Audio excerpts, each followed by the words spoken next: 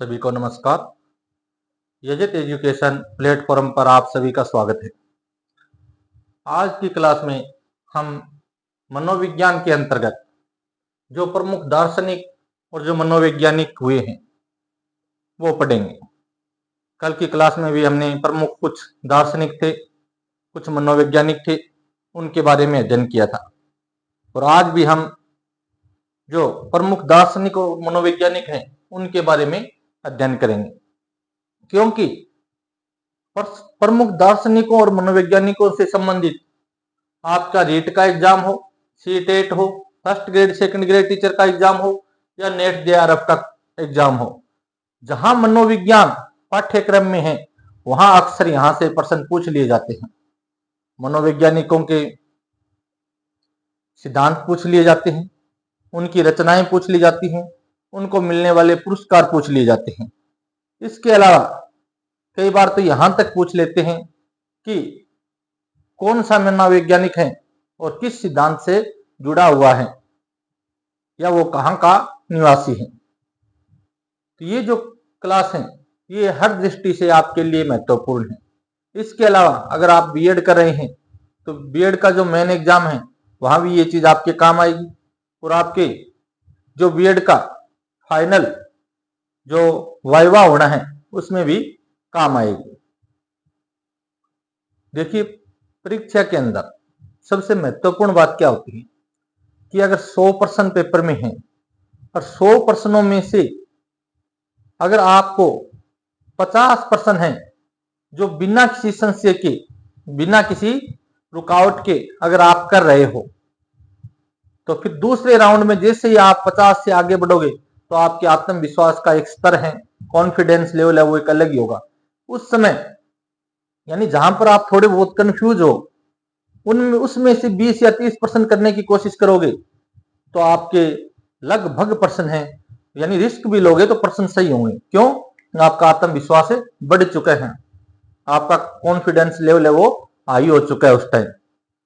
और अगर पेपर करते समय 10 या 20 प्रश्न ऐसे हों जो आपने पढ़े तो है, लेकिन अब पेपर करते समय आपके मन के अंदर यानी एक संशय पैदा हो जाए कि ऑप्शन बी सही है या डी सही है, सी सही है या ए सही है, तो वहां ये समझ लेना कि फिर आगे जब आप बढ़ोगे तो आते हुए 5 से 7 क्वेश्चन वहां गलत होंगे।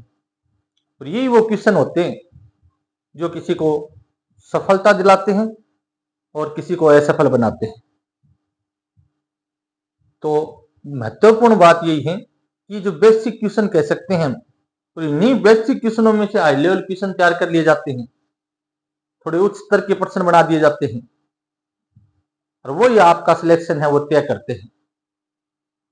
दूसरी बात, देखिए, ज्यादा यहाँ कोई सजावट वगैरह या कोई बड़ा प्लेटफॉर्म तो नहीं है, लेकिन मैं इतना आपको विश्वास दिला सकता हूं कि जो भी जिस प्रकरण को लेकर के क्लास बनाई गई है और जिस भी भर्ती में वो सिलेबस में है, तो निश्चित वहां से प्रश्न आएगा। इस बात की मैं गारंटी लेता हूं, निश्चित प्रश्न आएगा।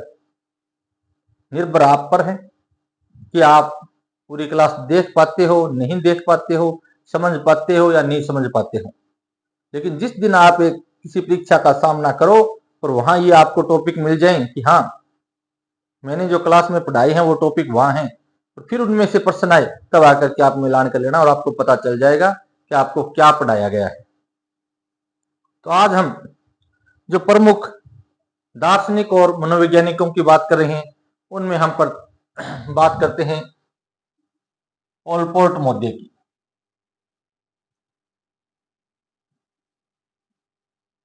ओलपोर्ट मौर्य, सबसे पहले तो ये देखिए, जो ये ओलपोर्ट हम कहते हैं, इनका पूरा नाम क्या था? इनका पूरा नाम था, वो था गॉर्डन विलार्ड ओलपोर्ट। क्या नाम था? Gordon Willard Allport. ये चीजें आपने पढ़ी हैं, लेकिन आपको क्या है, एक जगह संग्रहित नहीं मिली है। जो चीज यहाँ पढ़ाई जा रही है वो आपने पढ़ी है साहित्यों के अंदर, लेकिन कोई चीज कहीं मिली है, सिद्धांत कहीं मिला है, कहाँ के निवासी थे ये बात कहीं मिली है, पूरा नाम है ये कहीं मिला है, रचनाएं कहीं मिली हैं, यानी पूरे डाटा एक जगह एकत्रित नहीं मिले आपको। तो पूरा नाम इनका क्या है, गॉर्डन विलार्ड ओलपोर्ट। और ये कहाँ के निवासी हैं, ये अमेरिका के निवासी हैं। कहाँ के निवासी हैं,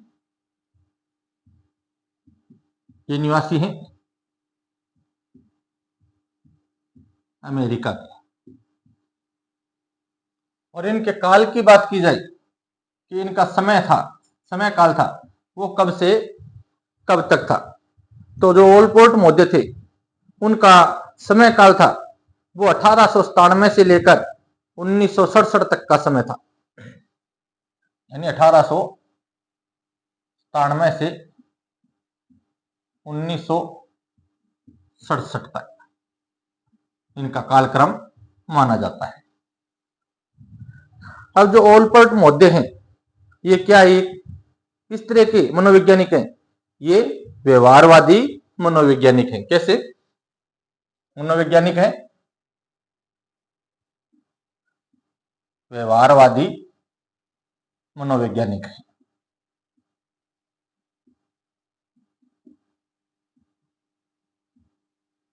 व्यवहारवादी मनोवैज्ञानिक हैं। और इनका जो कार्य क्षेत्र रहा था, जहां जहां इन्होंने कार्य किया था, वो स्थान कौन सा था, जो कैम्ब्रिज विश्वविद्यालय और हार्वर्ड विश्वविद्यालय इनके कार्य क्षेत्र रहे हैं। इनके कार्य क्षेत्र की बात की जाए तो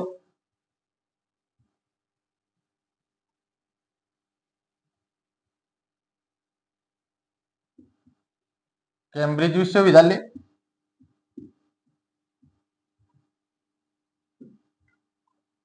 और हार्वर्ड विश्वविद्यालय में ये काम कर चुके हैं। ये इनका कार्य क्षेत्र रहा है। मनोविज्ञान के क्षेत्र में इनका प्रमुख योगदान क्या रहा है, यानी व्यक्तित्व पर अध्ययन करने वाले ये प्रथम मनोवैज्ञानिक थे, यानी पर्सनालिटी को लेकर, व्यक्तित्व को लेकर अध्ययन करने वाले ये प्रथम मनोवैज्ञानिक थे। तो मनोविज्ञान के क्षेत्र में इनका योगदान क्या है,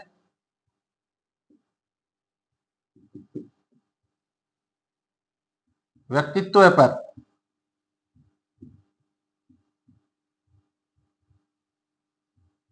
अध्ययन करने वाले प्रथम मनोवैज्ञानिक है, यानी पर्सनालिटी पर जो अध्ययन किया गया था वो अध्ययन करने वाले प्रथम कोई व्यक्ति हैं तो वो ओलपोर्ट मौर्य हैं।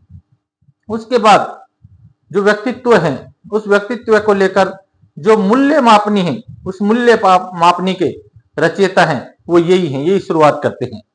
तो दूसरा योगदान क्या है इनका, मूल्य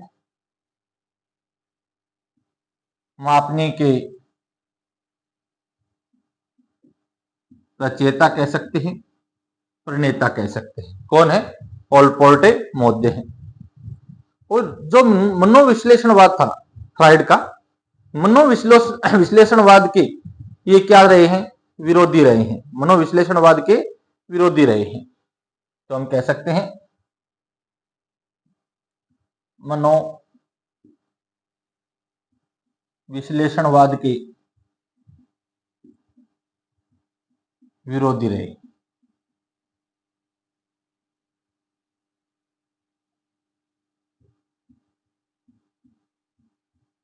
मनोविश्लेषणवाद के विरोधी रहे। इसके बाद इनकी जो प्रमुख रचनाएं हैं, उन प्रमुख रचनाओं के बारे में अक्सर प्रश्न पूछ लिया जाता है, और इनके प्रमुख पुरस्कार हैं उनके बारे में प्रश्न है वो पूछ लिया जाता है। तो इनको पुरस्कार मिलते हैं। कौन पुरस्कार की बात करें तो सबसे पहले इनको मिलता है स्वर्ण पदक। क्या मिलता है, स्वर्ण पदक मिलता है।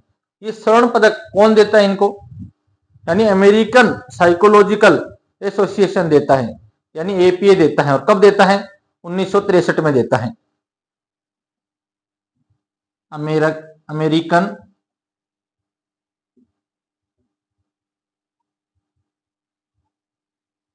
साइकोलॉजिकल एसोसिएशन देता है, एसोसिएशन द्वारा 1963 में इनको गोल्ड मेडल दिया जाता है, स्वर्ण पदक दिया जाता है। उसके बाद एक प्रतिष्ठित वैज्ञानिक योगदान पुरस्कार भी दिया जाता है इनको, प्रतिष्ठित वैज्ञानिक योगदान पुरस्कार, और वो भी कौन देता है? एपीए देता है। कब देता है?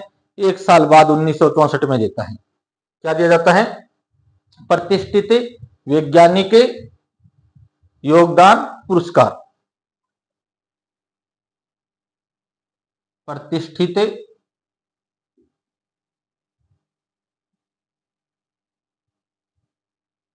वैज्ञानिक योगदान पुरस्कार दिया जाता है। किसके द्वारा? अमेरिकन साइकोलॉजिकल एसोसिएशन द्वारा, अमेरिकन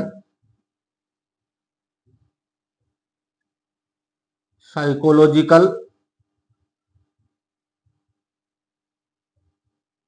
एसोसिएशन द्वारा। कब दिया जाता है?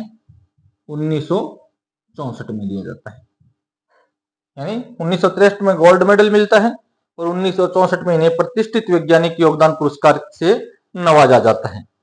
अब हम पढ़ते हैं इनकी प्रमुख रचनाएं। एक बार आप स्क्रीनशॉट लीजिए, फिर इनकी प्रमुख रचनाएं हैं उन पर विचार करते हैं।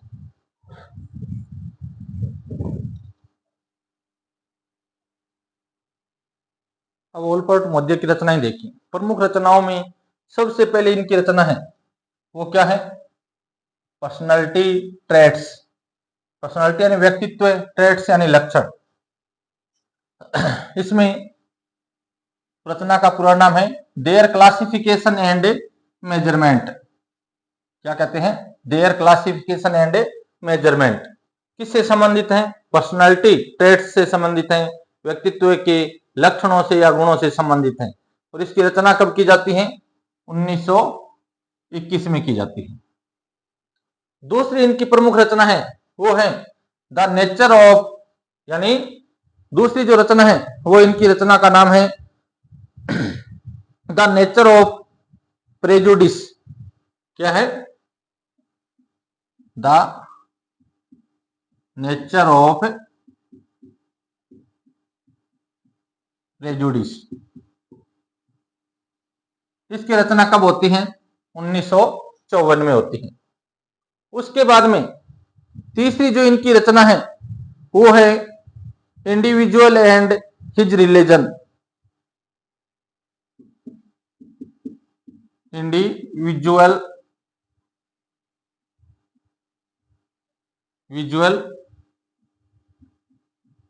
And his religion.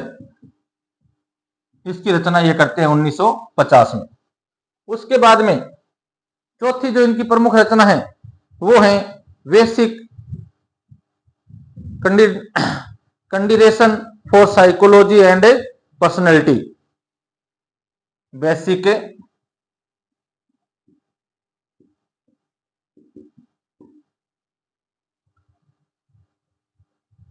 Consideration, basic consideration for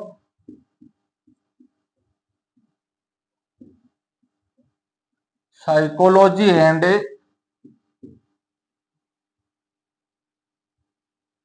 personality. ये इनकी 4 प्रमुख रचनाएं हैं जो आपको याद रखनी है। ये थे ओलपोर्ट मौद्य। ओलपोर्ट मौद्य के बाद में जो हम बात करते हैं कोफका की। किसकी? कोफका। कोफका। और पूरा नाम क्या है इनका? कोर्ते कोफका। नाम सुना है आपने? वर्दीमर के साथ में इनका नाम आता है ना। कुर्त कोफका इनका पूरा नाम है। तो इन्होंने क्या किया? निवासी जर्मनी के थे। कौन के निवासी थे? जर्मनी के। जर्मनी के। इन्होंने 1925 में 1925 में, कब? 1925 में जर्मनी में वर्दीमर व कोलर के साथ मिलकर, किस किस के साथ मिलकर उन्होंने 1925 में जर्मनी में वर्दीमर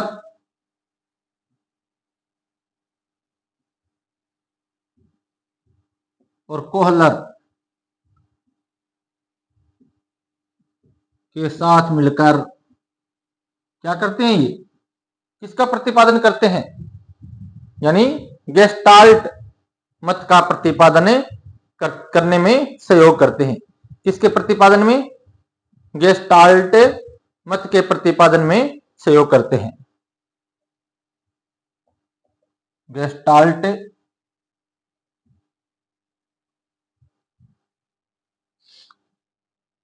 मत के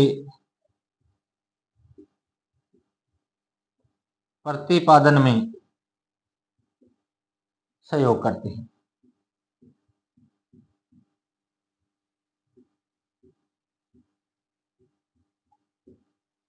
अब देखिए, फर्स्ट ग्रेड का पेपर हुआ था 2012 में, यहां से प्रश्न पूछा था, यहीं से। उसमें यह पूछा गया था कि जो गेस्टाल्टवाद है उसके जन्मदाता कौन है? गेस्टाल्टवाद के जन्मदाता कौन है? तो ऑप्शन के अंदर कोफ का भी ऑप्शन था, वर्दीमर भी था और कोलर भी था, तीनों थे। क्या पूछा? गेस्टाल्टवाद के जनक पूछे थे। तो गेस्टाल्टवाद के जो जन्मदाता हैं, जनक है, वो कौन है? गेस्टाल्टवाद के जन्मदाता ये क्या थे? सहयोगी थे। कोलर भी क्या था? सहयोगी था। तो आरपीएससी ने सही किसको माना था? गेस्टाल्टवाद के जन्मदाता के रूप में कौन जाने जाते हैं? वर्दीमर जाने जाते हैं। कौन जाने जाते हैं? सहयोग था इनका, कोलर का भी था और कोफका का भी था गेस्टाल्टवाद का प्रतिपादन करने में, लेकिन मूल रूप से गेस्टाल्टवाद का जन्मदाता है वो आरपीएससी ने किसको माना? वर्दीमर को माना। अगर दोबारा ये क्वेश्चन रिपीट हो जाए तो आपको ध्यान रखना है, फर्स्ट ग्रेड 2012 की भर्ती का क्वेश्चन है कि दोबारा अगर ये प्रश्न रिपीट होता है तो पीछे जो उत्तर माना गया है, आरपीएससी ने माना है, वो आपको याद रखना है कि वर्दीमर को गेस्टाल्टवाद का जन्मदाता माना जाता है। कोफका के बारे में इतना बहुत है। एक बार आप स्क्रीनशॉट ले लो, उसके बाद में फिर आगे बढ़ते हैं। पूरा नाम इनका याद रखना, कुर्ट कोफका है, निवासी जर्मनी के हैं। और ये पूछ लें किससे जुड़े हुए हैं, तो गेस्टाल्टवाद से जुड़े हुए हैं, क्योंकि गेस्टाल्टवाद 1925 में जर्मनी में जो प्रतिपादित हुआ था उसमें ये क्या थे? वर्दीमर और कोलर के साथ में सहयोगी थे।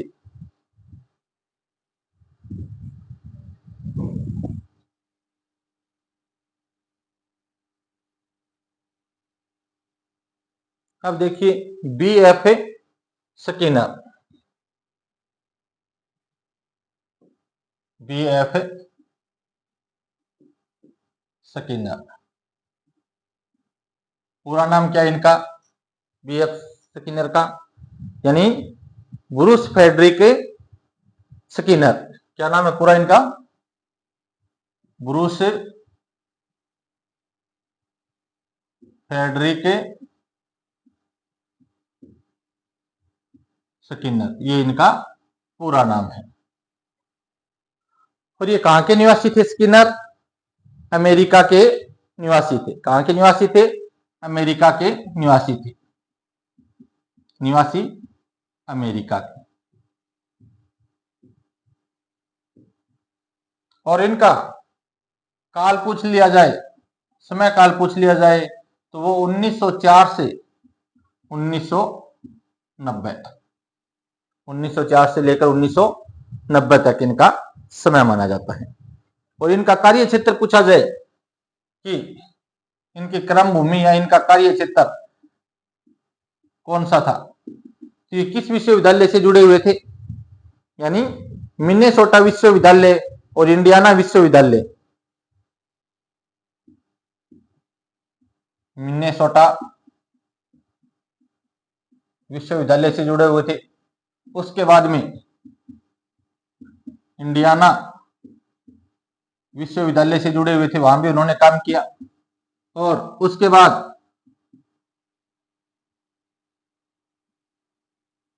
हार्वर्ड विश्वविद्यालय में भी इन्होंने काम किया।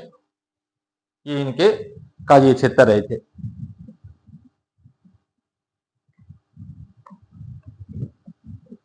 इनका प्रमुख योगदान क्या रहा है? देखिए, अधिगम में हम जब स्किनर को पढ़ते हैं तो क्रिया प्रसूत अनुकूल सिद्धांत देते हुए जो एसआर थ्योरी थी, उस एसआर थ्योरी को आरएस थ्योरी में इन्होंने ही बदला था। तो हम कह सकते हैं अधिगम में इनका योगदान देखिए।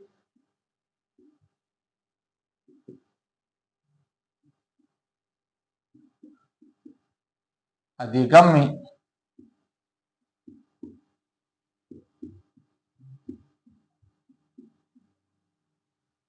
में क्रिया प्रसूत अनुबंधन या अनुबंध सिद्धांत देते हुए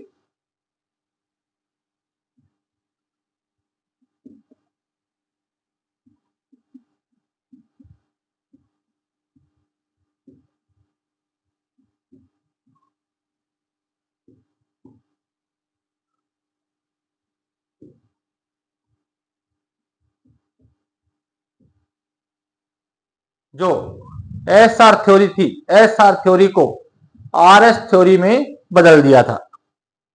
एसआर थ्योरी को किस में बदल दिया था? आरएस थ्योरी में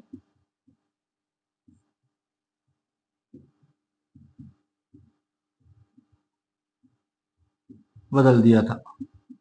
उसके बाद और प्रमुख योगदान क्या है इनका, स्किनर का? यानी 20वीं शताब्दी के सर्वाधिक प्रभावशाली मनोवैज्ञानिक थे। क्या थे?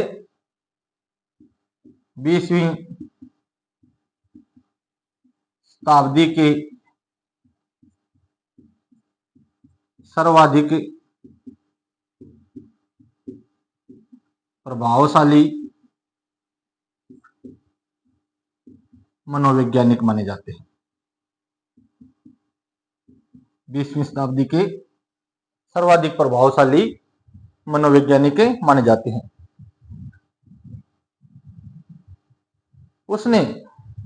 इन्होंने क्या किया? मौलिक जो व्यवहार सिद्धांत था, यानी व्यवहारवादी थे, लेकिन कैसे व्यवहारवादी थे? मौलिक व्यवहारवादी थे। क्या थे? मौलिक व्यवहारवादी माने जाते हैं स्किनर, याद रखना। तो मौलिक व्यवहारवादी क्या व्यवहारवाद है, उसका प्रतिपादन भी इन्होंने किया था। यानी रेडिकल बिहेवियरिज्म का इन्होंने क्या किया था? प्रतिपादन किया था। कहने का अभिप्राय है मौलिक व्यवहारवाद सिद्धांत के ये क्या है? प्रतिपादक है। इसके अलावा मानव का जो व्यवहार है, मानव व्यवहार का प्रयोगात्मक तरीके से या प्रयोगात्मक विश्लेषण करने वाले प्रथम ये मनोवैज्ञानिक थे। मानव व्यवहार का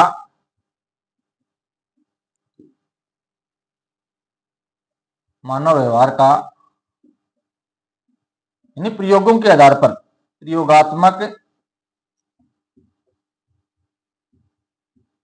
विश्लेषण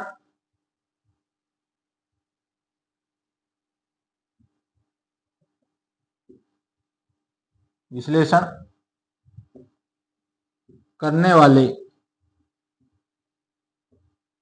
प्रथम मनोवैज्ञानिक कौन थे? वीएफ स्किनर थे। कहाँ के निवासी थे? अमेरिका के निवासी थे। काल समय क्या था? 1904 से 1990 यानी 20वीं शताब्दी। कार्य क्षेत्र क्या रहा? मिनेसोटा विश्वविद्यालय, इंडियाना विश्वविद्यालय और हार्वर्ड विश्वविद्यालय। कार्य क्या किया कि अधिगम के क्षेत्र में जो क्रिया प्रसूत अनुबंध था उसमें पावलोव ने क्या किया था? एसआर थ्योरी दी थी। उस एसआर थ्योरी को उन्होंने क्या कर दिया? आरएस थ्योरी में बदल दिया। उसके बाद मौलिक व्यवहार जो सिद्धांत है उस सिद्धांत के ये क्या है? प्रतिपादक हैं। मानव व्यवहार का प्रयोगात्मक विश्लेषण करने वाले प्रथम क्या है? मनोवैज्ञानिक हैं। और मूल रूप से ये कैसे वैज्ञानिक हैं? मौलिक व्यवहारवादी मनोवैज्ञानिक हैं। तो एक बार स्क्रीनशॉट लीजिए। फिर इनकी कुछ रचनाएं हैं, 3 प्रमुख रचनाएं हैं और इनको जो पुरस्कार मिलते हैं उनकी बात करते हैं।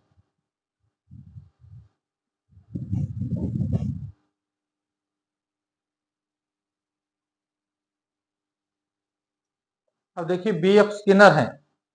क्या ये मूल रूप से मौलिक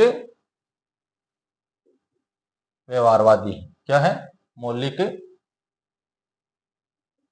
व्यवहारवादी मनोवैज्ञानिक है। मौलिक व्यवहारवादी मनोवैज्ञानिक है। पूरा नाम ब्रूस फ्रेडरिक स्किनर है, अमेरिका के निवासी। इनकी रचनाएं देखिए। पहली इनकी रचना है वो है द टेक्नोलॉजी ऑफ टीचिंग,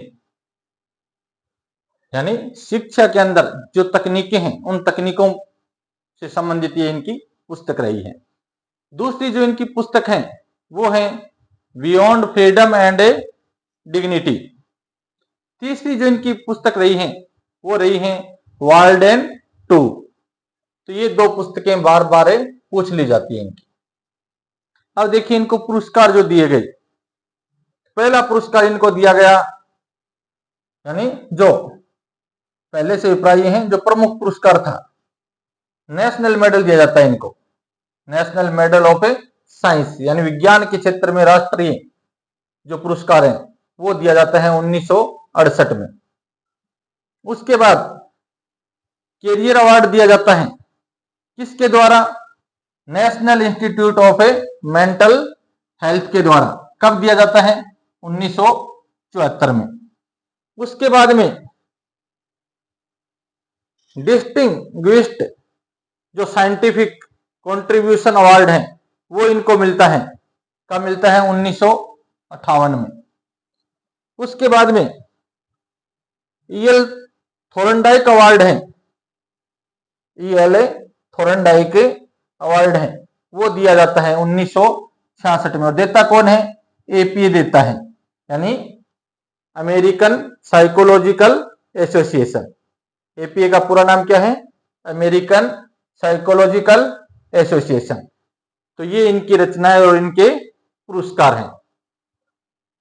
अब इसके बाद में मनोविज्ञान के क्षेत्र में प्रमुख मनोवैज्ञानिकों में जीन प्याजे का नाम आता है।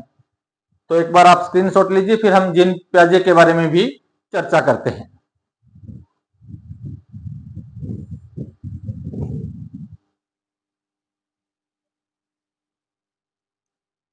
अब देखिए जीन प्याजे, जीन प्याजे पूरा नाम क्या है इनका? जीन विलियम प्याजे। जीन विलियम प्याजे। ये जीन विलियम प्याजे हैं, ये कहाँ के निवासी थे? ये स्विट्जरलैंड के निवासी थे, जिन्हें हम स्विट्जरलैंड कहते हैं। निवासी कहाँ के थे?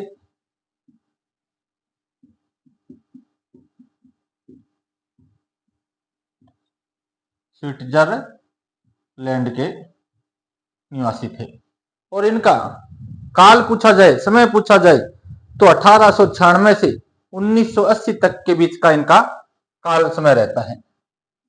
इनका काल रहता है 1896 से लेकर 1980। 1896 से 1980 तक इनका समय रहता है।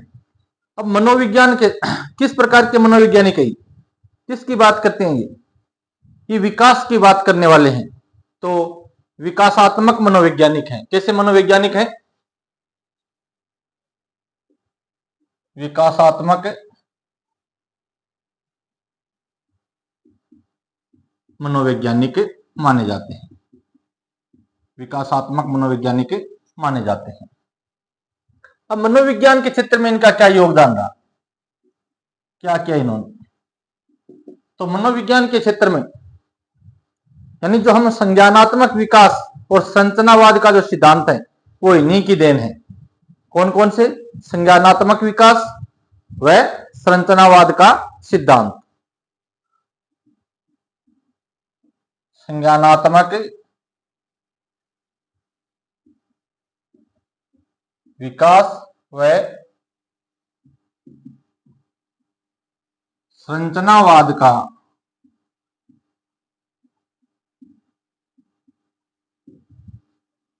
सिद्धांत दिया।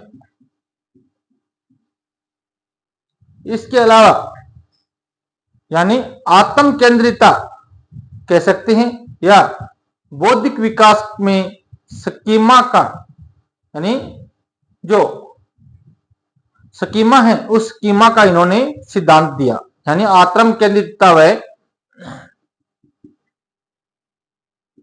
आत्म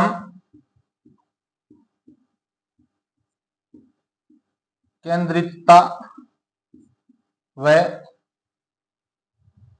आत्म केंद्रितता कह सकते हैं या हम कह सकते हैं बौद्धिक विकास की, किसमें?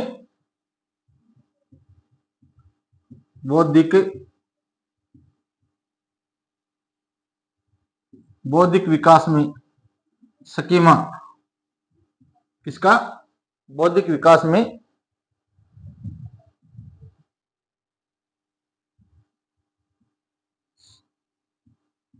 स्कीमा का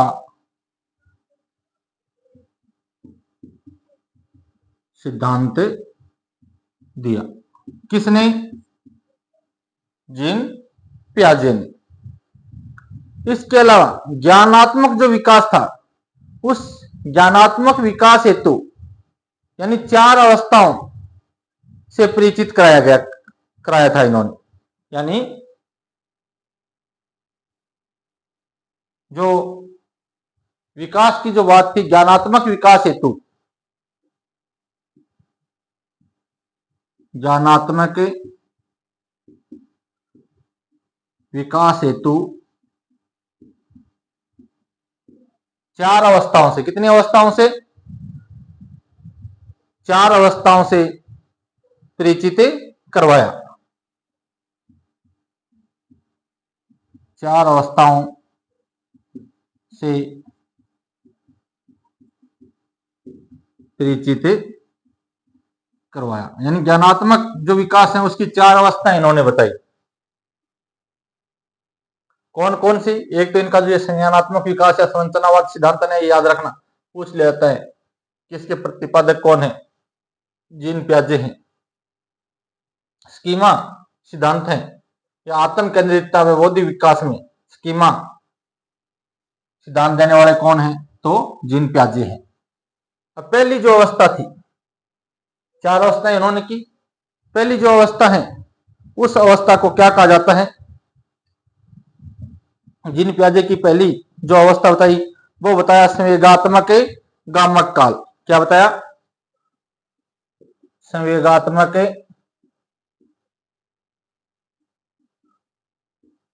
गामक काल कहा गया इसको। इसी का दूसरा जो नाम है वो क्या है? ज्ञानात्मक क्रियात्मक अवस्था।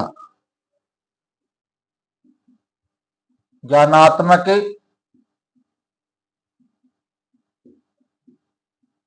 क्रियात्मक अवस्था इसी को कहा जाता है। किसको? संवेगात्मक गामक काल को ही। और इसी को इन्होंने क्या कहा? संवेदी पेशीय अवस्था। क्या कहा? संवेदी पेशीय अवस्था भी कहा जाता है। इसके अलावा इसी अवस्था को क्या कहा जाता है? इंद्रिय जनित अवस्था क्या कहा जाता है? इंद्रिय जनित अवस्था। और इसका समय क्या बताया? 0 से 2 वर्ष, यानी बालक के जन्म से लेकर कब तक होती है? ये 2 वर्ष तक होती है। उसके बाद में दूसरा, 4 अवस्थाओं में से दूसरी जो अवस्था बताई वो थी पूर्व संपर्यात्मक चिंतन काल। क्या थी? पूर्व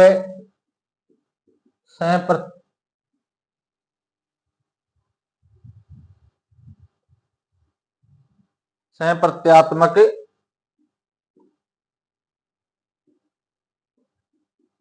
चिंतन काल।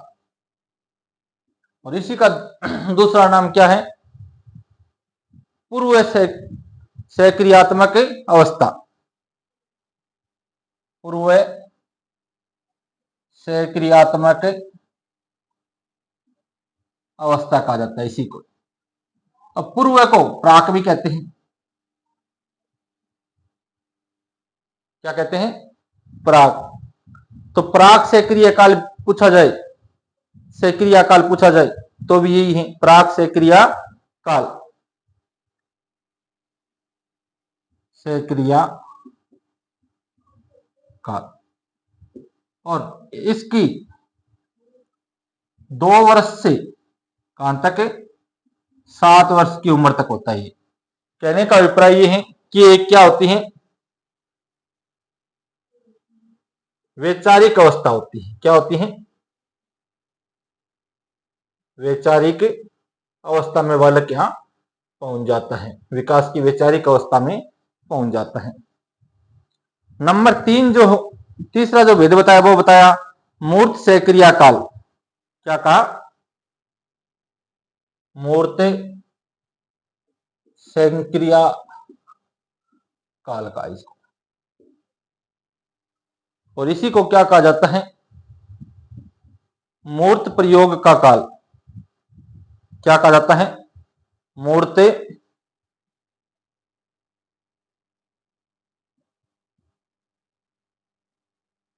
प्रयोग का काल। किस अवस्था तक होता है? 7 से 12 वर्ष तक। 7 से 12 वर्ष तक का समय होता है। ये तो क्या थी? पूर्व वैचारिक अवस्था। और ये क्या है? वैचारिक अवस्था। इसको क्या कहा जाता है? वैचारिक अवस्था कहा जाता है। यानी इस अवस्था तक आते आते बालक में विचार करने की क्षमता है वो आ जाती है। चौथी जो अवस्था इन्होंने बताई वो बताई है अमूर्त चिंतन काल। अमूर्त चिंतन काल। यहां तो मूर्त चिंतन काल है। मूर्त यानी जो सामने है, प्रत्यक्ष है। अमूर्त जो सामने नहीं है, फिर उसके बारे में सोचने विचारने की जो क्षमता है वो क्या है? अमूर्त चिंतन काल है। अमूर्त चिंतन काल कह सकते हैं इसको, या औपचारिक सक्रियात्मक अवस्था कह सकते हैं। क्या कह सकते हैं? औपचारिक सक्रियात्मक अवस्था। कब से कब तक होती है ये? यानी 12 वर्ष से लेकर 19 वर्ष तक। 12 से 19 वर्ष तक यहां क्या है? अमूर्त चिंतन करने की क्षमता है वो भी क्या हो जाती है? विकसित हो जाती है। क्या हो जाती है? अमूर्त चिंतन की क्षमता विकसित हो जाती है।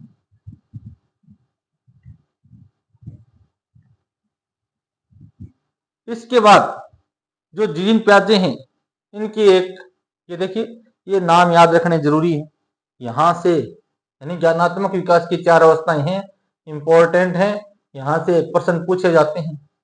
अब देखिए, आज बोर्ड, चाहे वो कर्मचारी चयन बोर्ड हो चाहे आरपीएससी हो, पीछे के पेपर उठा करके देख लो, प्रश्न वही है।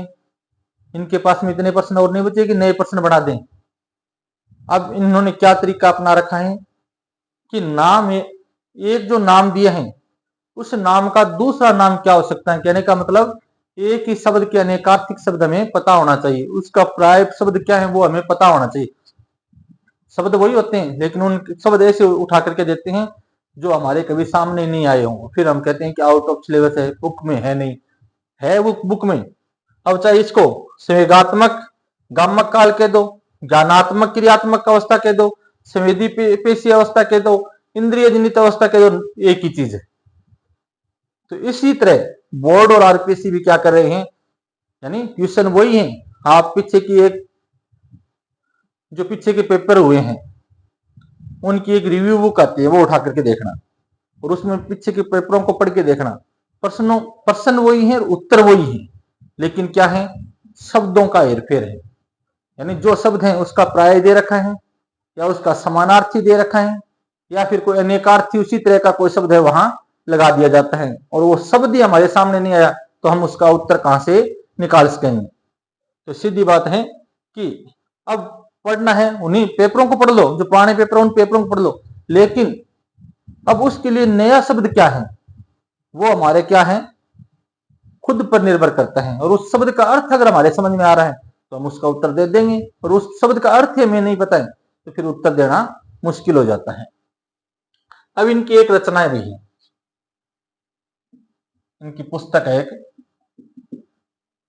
जो कई बार पेपर में पूछ ली जाती है, जिसका नाम है द लैंग्वेज एंड द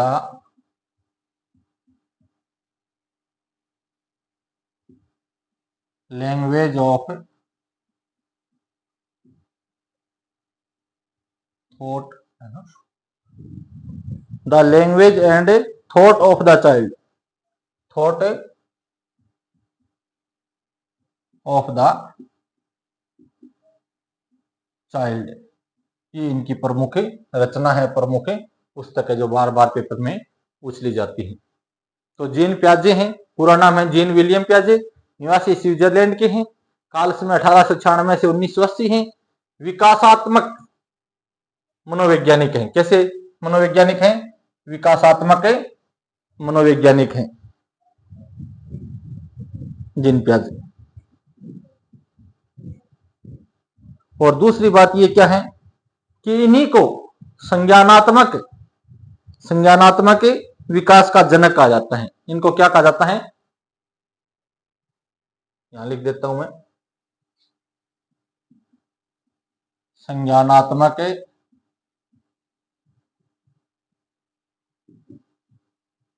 विकास के जनक कहलाते हैं। क्यों कहलाते हैं, क्योंकि इन्होंने संज्ञानात्मक विकास से संबंधित एक मॉडल प्रस्तुत किया है। संज्ञानात्मक विकास का मॉडल प्रस्तुत करने वाले यही थे, तब इनको क्या कहा जाता है, संज्ञानात्मक विकास का जनक कहा जाता है। उसके बाद संज्ञानात्मक विकास व संरचनावाद का इन्होंने क्या दिया है, सिद्धांत दिया है। आत्म केंद्रितता व बौद्धिक विकास में जो स्कीमा शब्द है या स्कीमा सिद्धांत है वो दिया है। और ज्ञानात्मक विकास है तो इन्होंने 4 अवस्थाओं का वर्णन किया है। अब चारों अवस्थाएं हैं वो परीक्षा की दृष्टि से क्या है, महत्वपूर्ण है। तो आज की क्लास में फिर ज्यादा समय ज्यादा हो जाएगा, क्लास लंबी हो जाएगी, तो आज हम क्लास को यहीं विराम देंगे। तो ये जो प्रमुख मनोवैज्ञानिक हैं, तो ये आज की हमारी जो क्लास रही है वो रही है प्रमुख दार्शनिक व मनोवैज्ञानिकों से संबंधित पार्ट 2। एक क्लास कल हम बना चुके हैं और एक क्लास और बनाएंगे। 3 क्लासों में जो मुख्य मुख्य दार्शनिक और मनोवैज्ञानिक हैं उनके बारे में हम विस्तार से पढ़ लेंगे। तो आज की क्लास अगर आपको अच्छी लगी है, पसंद आई है, तो इसको लाइक करें और ज्यादा से ज्यादा मित्रों तक इसको शेयर करें। और जो नए विद्यार्थी हैं वो इस चैनल को सब्सक्राइब कर लें। आप सबका बहुत बहुत धन्यवाद।